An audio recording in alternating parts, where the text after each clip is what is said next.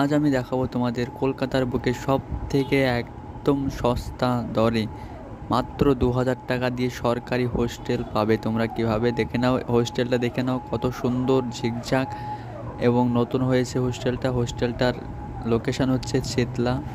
এটা হচ্ছে একদম মুসলিমদের জন্য খুব ভালো হোস্টেল, শুধুমাত্র মুসলিমরা অ্যাপ্লাই করতে পারবে। এখানে ইন্টারভিউয়ের মাধ্যমে হোস্টেলটা পাওয়া যায়। হোস্টেলের ভেতরটা দেখো, লিফটের ব্যবস্থা আছে হোস্টেলে।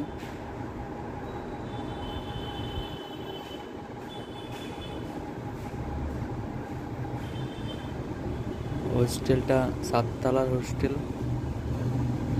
হোস্টেলটার নাম হলো আব্দুল হাকিম বয়েজ হোস্টেল। হোস্টেলটা অনেক পরিষ্কার পরিচ্ছন্ন, সকাল বিকাল পরিষ্কার করা হয়। এটা হলো ওয়াশরুম। এটা চেতলা অগ্রণী ক্লাবের পাশেই, ঠান্ডা জলের ব্যবস্থা করা আছে।